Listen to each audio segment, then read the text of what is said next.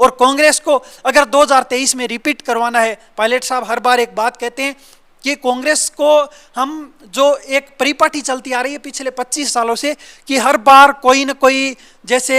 Reason देके और कांग्रेस 156 सीटें आती हैं, फिर 52 पे सिमट जाती है, 100 सीटें आती है, फिर 21 पे सिमट जाती है। इस परिपाटी को तोड़ने के लिए एक मजबूत युवा को सचिन पायलट साहब को कांग्रेस को आगे करना चाहिए, जिस तरीके से उनके नेतृत्व में 2023 का चुनाव लड़ना चाहिए। इस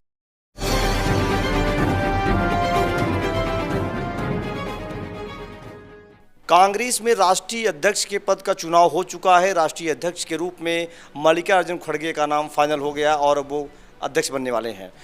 रिजल्ट आने के बाद एक बात ये हो रही है कि क्या राजस्थान में क्या असर पड़ेगा, क्योंकि राजस्थान में आपको याद होगा कि कुछ दिन पहले जब अशोक गहलोत ने कहा था कि मैं नामांकन करूंगा, मैं पर्चा भरूंगा, लेकिन वो नहीं भरते हैं। उसी बीच में जो दो पर्यवेक्षक आए थे, अजय माकन और मल्लिकार्जुन खड़गे, वो दोनों लौट गए थे और कहा गया था कि ये इतिहास में कांग्रेस की पहली बार ऐसा हुआ था कि एक लाइन का प्रस्ताव पास नहीं हो पाया। अब क्या सवाल वही हो रहा है, क्या मल्लिकार्जुन खड़गे अध्यक्ष बनने के बाद राजस्थान चुनाव को लेकर के और अशोक गहलोत को लेकर के कोई बड़ी कार्रवाई करेंगे या नहीं? इस बात को जानने के लिए हम हैं एक युवा कांग्रेस नेता के पास, उनसे पूछेंगे कि उनके मन में क्या चल रहा है इस पूरे घटनाक्रम को लेकर के।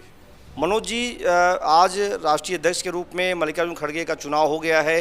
अच्छे वोटों से वो विजयी हुए हैं। अब क्या लगता है आपको, राजस्थान के बारे में क्या समझ पा रहे हैं आप उनको लेकर के, उनकी क्या भूमिका हो पाएगी आने वाले दिनों में? पहले तो मैं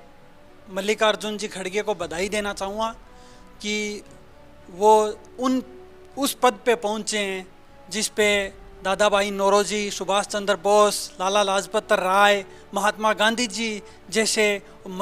और मौलाना अब्दुल कलाम आज़ाद जैसे लोग उस पद को सुशोभित कर चुके हैं। उस पद पे वो पहुँचे हैं, इसके लिए मैं उनको बधाई देना चाहूँगा। और ये आज पूरे देश के जो लोकतंत्र में विश्वास रखने वाले लोग हैं उनको ये आज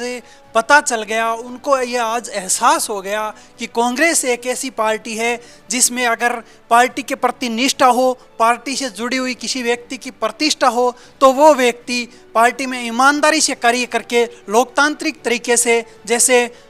मल्लिकार्जुन खड़गे जी एक दलित परिवार से, सामान्य परिवार से होते हुए राष्ट्रीय अध्यक्ष तक पहुंचे हैं, तो कांग्रेस में लोगों का विश्वास होगा कि लोकतांत्रिक तरीके से एक सामान्य व्यक्ति कांग्रेस के राष्ट्रीय अध्यक्ष तक पहुंच सकता है। तो कांग्रेस का जो लोगों में विश्वास था वो और मजबूत होगा। अब एक बात बताइए कि राजस्थान में हम लोग बैठे हैं, जयपुर में हैं, कहा जा रहा था कि मल्लिकार्जुन खड़गे के चुनाव के बाद कोई न कोई एक्शन ज़रूर होगा। जो 3 लोग थे जिन्हें नोटिस दिया गया था उनके जवाब का भी कुछ पता नहीं चला, और अब फिर मल्लिकार्जुन खड़गे ही चुनाव जीत करके आ गए हैं। तो क्या लगता है आपको कि युवाओं को लेकर के जो एक रणनीति बनानी चाहिए खड़गे की, वो बन पाएगी या गहलोत उनके उन नीतियों के बीच में आड़े आएंगे? देखिए, मैं यही कहना चाहूँगा कि जहाँ तक मुझे लगता है कि मल्लिकार्जुन खड़गे जी यहाँ पे पर्यवेक्षक के तौर पे आए थे, अजय माकन जी यहाँ के पर्यवेक्षक के तौर पे आए थे, उसके बाद वो राष्ट्रीय अध्यक्ष बने हैं। और जिस तरीके से राजस्थान में वो पर्यवेक्षक बन के आए, गहलोत गुट के विधायकों ने, अशोक गहलोत जी खुद ने उनका जिस तरीके से उनकी तौहीन की, उनका मतलब ऐसा आचरण किया, तो उसके बाद वो अगर अब राष्ट्रीय अध्यक्ष बन के आए हैं और वो ज़रूर, मुझे लगता है जहाँ तक ज़रूर ऐसी कोई जो भी बयानबाजी कर रहे थे, जो लोग कांग्रेस की आलाकमान को ललकार रहे थे, उन लोगों के खिलाफ ज़रूर कोई ना कोई कार्रवाई करेंगे। जो कह रहे थे आलाकमान सुन ले, आज वो आलाकमान ज़रूर उन पे कार्रवाई करेगा। जिन्होंने भी अनुशासनहीनता की है उन पे ज़रूर कार्रवाई होगी। और जहाँ तक जो भी जिम्मेदार लोग हैं, क्योंकि एक इतने बड़े लीडर का, इतने बड़े 137 साल पुराने संगठन की आप इस तरीके से खिलियाँ उड़ा रहे हो, और एक 3 बार आप तीसरी बार मुख्यमंत्री हो, आप उसकी रीति नीति को नहीं समझ पा रहे हो। और जहाँ तक युवा की आप बात कर रहे हो, तो पिछले कुछ दिनों से अशोक जी गहलोत जानबूझ के ऐसे बयान दे रहे हैं जिससे देश और प्रदेश में युवा विरोधी कांग्रेस का जो माहौल बनता जा रहा है कि कांग्रेस युवा विरोधी है। गहलोत जी कहते हैं हैं कि युवाओं की रगड़ाई होनी चाहिए। रगड़ाई जिनके देखो, संघर्ष समर्पण के आधार पे कोई युवा अगर आगे बढ़ रहा है तो उसको बढ़ने देना चाहिए। अगर रगड़ाई की जहाँ तक बात है तो 29 साल की उम्र में अशोक जी गहलोत लोकसभा चले गए थे, 46 साल की उम्र में पहली बार मुख्यमंत्री बन गए थे और कम उम्र में प्रदेश अध्यक्ष बन गए थे, 20 साल की उम्र में एनएसयूआई के प्रदेश अध्यक्ष बन गए थे। तो खुद के जो रगड़ाई है वो तो ध्यान में नहीं रही। अपने बेटे को कोई भी जानता नहीं था, जोधपुर से लोकसभा का टिकट दे दिया। उनकी रगड़ाई हुई या नहीं हुई ये उनको पता ही नहीं है। और जो युवा नेता आज आगे आना चाहते हैं, आगे बढ़ना चाहते हैं, उनको लेके शायद उनके पेट में, देखिए गहलोत जी के पेट में शायद कुछ बेचैनी पलने लग गई है कि कैसे युवा आगे आ रहे हैं और कांग्रेस क्यों युवाओं को मौका दे रही है। तो मैं यही कहना चाहूँगा कि कांग्रेस युवाओं को मौका देगी और युवाओं में विश्वास पैदा होगा, क्योंकि चाहे इंदिरा गांधी जी हो, चाहे राजीव गांधी जी हो, उनका एक स्लोगन था कि युवा ही देश का भविष्य हैं और युवाओं के कंधों पे ही देश की जिम्मेदारियां, देश की जो भी मुख्य धारा है वो युवाओं के कंधों पे ही आगे बढ़ सकता है देश। तो युवाओं को कांग्रेस आगे लाएगी। तो जो भी राष्ट्रीय अध्यक्ष जी बने हैं मल्लिकार्जुन खड़गे जी, शपथ लेने के बाद मुझे लगता है कि जो इस तरीके के बयान दिए जा रहे हैं, जो युवा विरोधी कांग्रेस का माहौल बना रहे हैं पूरे देश और प्रदेश में, इन पे अंकुश लगेगा। और पिछले दिनों कांग्रेस के आलाकमान ने लेटर जारी कर दिया कि कोई भी विरोधी बयान नहीं देगा, मतलब पार्टी के नेताओं के विरोध में बयान नहीं देगा। फिर भी कई तरीके के नेता थे जो अपने आप को कहते थे कि गहलोत ही आला कमान है, आला कमान ही गहलोत है, जो मतलब इस तरीके के बयान देते थे। उन लोगों पे जरूर कार्रवाई होगी और ठोस कार्रवाई होगी। जिन लोगों ने कांग्रेस के निष्ठावान कार्यकर्ताओं को, निष्ठावान प्रदेश अध्यक्ष को अगर मतलब गद्दार बताने का प्रयास किया था, उनको यह नहीं पता कि 4 कर्मचारियों की नेतागिरी करके आप दलाली करके यहाँ तक पहुँचे हो, चमचागिरी करके आप यहाँ पे मंत्री पद ले लिया, तो आप यहाँ पे दलाली करके पहुँचे हो। तो यहाँ पे कोई गद्दारों का ये पार्टी नहीं है, ये पार्टी वफादारों की है, ये निष्ठावानों की पार्टी है। ये आप जैसे चापलूसी करके यहाँ तक पहुँचे हो, उस तरीके से कोई इस पार्टी में और कोई ऐसे मतलब है हर कोई नहीं पहुंच सकता। आप अगर गद्दार हो, आप अगर इस पार्टी में चापलूसी कर रहे हो, तो इसका मतलब ये नहीं है कि हर युवा चापलूसी करेगा, हर नेता चापलूसी करेगा। ये कोई ऐसी बात नहीं है। कांग्रेस में निष्ठावान कार्यकर्ताओं की कदर होती है। और राहुल गांधी जी, मल्लिकार्जुन खड़गे जी और सोनिया गांधी जी, हमारे पूरे आला कमान में हमारे जो नेता हैं उनमें हमारा कांग्रेस के कार्यकर्ताओं का विश्वास है, कांग्रेस के युवाओं का विश्वास है। युवाओं को कांग्रेस आगे लेके जाएगी। यही युवाओं में, पूरे युवाओं में ये माहौल बन गया है कि युवाओं को राहुल गांधी जी जिस तरीके से आगे ला रहे हैं तो उसी तरीके से आगे लेके जाएंगे। तो युवाओं के प्रति किसी एक व्यक्ति विशेष के बयान को तवज्जो नहीं देते हुए युवाओं को ये समझना चाहिए कि किस तरीके से युवाओं को कांग्रेस आगे लाने का काम कर रही है और ज़रूर आगे लेके आएगी। एक सवाल और आपसे कर लेता हूं कि 50 साल से नीचे के जो लोग होंगे उसमें 50% सीटें जो है मल्लिकार्जुन खड़गे ने खुद कहा था अगर वो अध्यक्ष बनेंगे तो चुनाव में देंगे। राजस्थान में लगभग जो सचिन पायलट के जो लोग हैं जो उनके साथ चुनाव में हैं, या गहलोत के साथ भी जो लोग हैं, जो यहाँ पर एक देखी गई चीज़ है उसमें सबकी उम्र लगभग, गहलोत को छोड़ दी जाए तो 55-50 के आसपास ही हो रहा है। तो आपको क्या लगता है कि इसमें जो राजस्थान का जो चुनाव होगा 23 में उसमें फ़ायदा होगा, या आपको लगता है कि खड़गे को अपने उस फैसले पर उस विचार करना पड़ेगा जो उन्होंने निर्णय लिया है?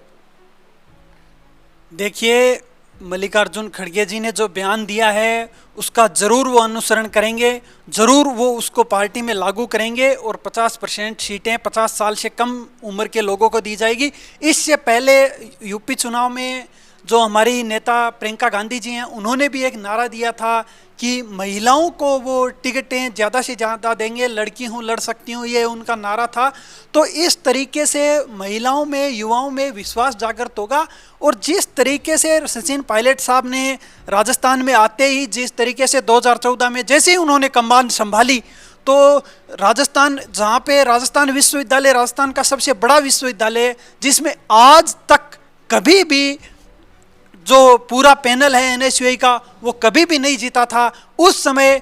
मुकेश जी भाकर एनएसयूआई के प्रदेश अध्यक्ष थे, जिनके नेतृत्व में ये चुनाव लड़ा गया। और मुकेश जी भाकर और सचिन पायलट साहब के नेतृत्व में राजस्थान विश्वविद्यालय के सभी जो चारों पैनल जीत के आई एनएसयूआई, उस तरीके से अनिल चोपड़ा जी अध्यक्ष बने थे, विजयदीप तांबड़िया जी महासचिव बने थे। तो मुकेश जी भाकर ने पूरे पसीने खून पसीने के साथ इस पार्टी को मजबूत किया, रामनिवास जी गावड़िया ने मजबूत किया, और सचिन पायलट साहब ने इस पार्टी को ऐसे युवाओं से सींचा है जिस तरीके से लोगों में विश्वास पैदा किया है, युवाओं में विश्वास पैदा किया है। 50% टिकटें युवाओं को जरूर दी जानी चाहिए, युवाओं का हक है, क्योंकि ये पार्टी को खड़ा करने का जो काम किया है, 21 सीटों पे सिमटी हुई 2013 में कांग्रेस को अगर 101 सीटों तक लेके आए, उसमें क्या हो गया था, पहले कमान किसी और के हाथ में थी, जैसे सचिन पायलट साहब के हाथ में कमान आई, 8 महीने बाद जो नदबई में चुनाव हुआ, सूरजगढ़ में चुनाव हुआ, जो झुंझुनू में चुनाव हुआ, उपचुनाव हुआ,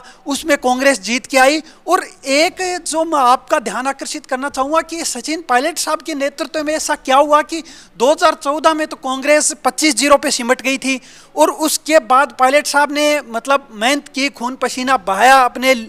पार्टी कार्यकर्ताओं के लिए, और पार्टी कार्यकर्ताओं के साथ मिलकर काम किया। अजमेर लोकसभा जैसे केकड़ी विधानसभा में 20,000 से हारे हुए रघु शर्मा कैसे 1.5 लाख वोटों से अजमेर के लोकसभा चुनाव जीत के आए, यहाँ करण सिंह यादव अलवर से चुनाव जीत के आए। तो ये अगर था तो वो युवा के नेतृत्व में था। फिर राजस्थान यूनिवर्सिटी जीते, उसके बाद चाहे कोई भी मुद्दा हो, नोटबंदी के मुद्दे पर जिस तरीके से पायलट साहब ने लड़ाई लड़ी, और जहाँ तक एक जिक्र और राजस्थान में छेड़ा जा रहा है कि युवाओं में वफादारी नहीं है, जबकि युवाओं में वफादारी है, पायलट साहब के समर्थकों में वफादारी है। इसका प्रमाण इस तौर पे अपन देख सकते हैं कि जिस तरीके से 2018 का जो चुनाव था उसमें पायलट साहब के साथ बहुत कड़ी मेहनत करके युवाओं ने मेहनत की, जैसे,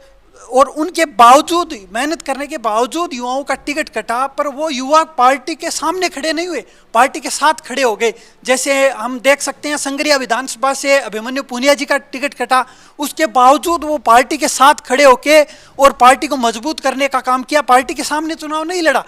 फिर हम यहाँ पे देख सकते हैं नसीराबाद विधानसभा क्षेत्र से शिव प्रसाद गुर्जर जी का टिकट कटा, वो भी युवा हैं, उन्होंने भी पार्टी से बगावत नहीं की, बल्कि पायलट साहब के साथ रह के कांग्रेस को मजबूत करने का काम किया। और उसके बाद हम ऐसे बहुत से राजस्थान में उदाहरण देख सकते हैं। और एक तरफ देखें तो हम ये देख सकते हैं कि गहलोत साहब के जो कैंप के जो लोग थे तारनगर से, जिनका टिकट कटा, चंद्रशेखर जी वैद, उनका टिकट करते ही वो सामने खड़े हो गए।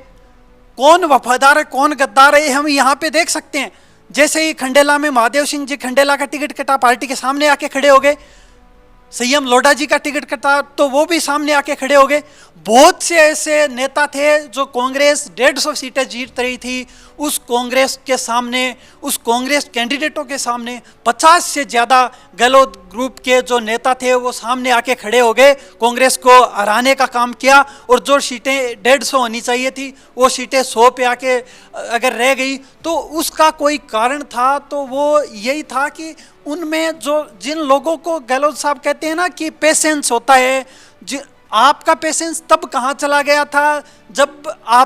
आपका एक लाइन का प्रस्ताव जिससे आप मुख्यमंत्री बने थे, वही लाइन का प्रस्ताव आज पास करने की जरूरत थी। उस समय आपका मतलब कहाँ चला गया था जब आपके लोगों की, एक आध लोगों की टिकट कट गई, उनको आपने सामने खड़ा कर दिया। पायलट साहब के बहुत से लोगों की टिकट कटी, सांगानेर से अनिल चोपड़ा जी की टिकट कटी, तो वो लोग सामने खड़े नहीं हुए। यह वफादारी का प्रमाण प्रस्तुत करवा रहे हैं। युवा हैं जो कांग्रेस में आस्था रखते हैं, कांग्रेस में विश्वास रखते हैं, अपने नेता के प्रति निष्ठावान हैं, और जो अपने नेता को आगे लेके जाना चाहते हैं, कांग्रेस पार्टी को आगे लेके जाना चाहते हैं। तो ये कतई सही नहीं है जो अशोक जी गहलोत कहते हैं कि युवा ज़्यादा महत्वाकांक्षी हैं।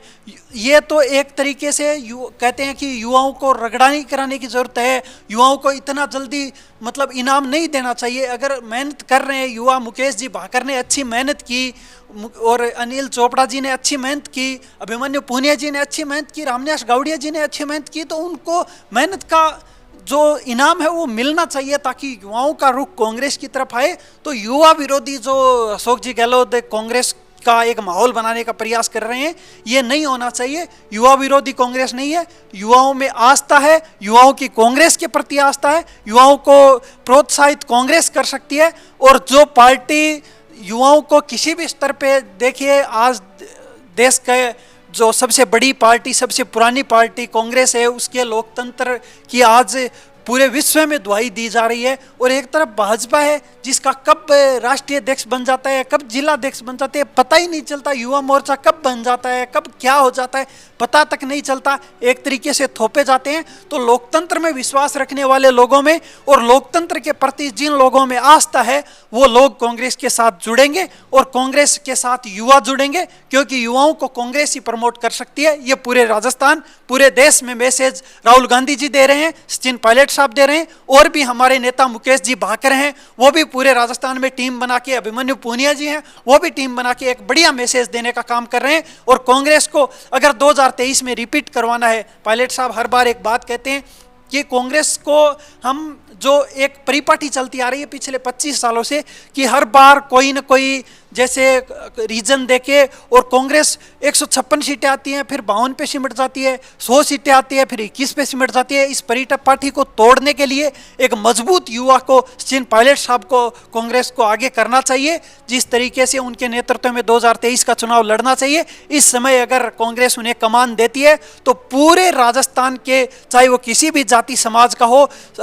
अपने पार्टी, किसी भी पार्टियों के लोग हो, अपने पार्टी, अपने समाज के डंडे झंडे को भूल के वो पायलट साहब के साथ जुड़ेंगे और 2023 में कांग्रेस को पायलट साहब रिपीट करवाने का काम करेंगे।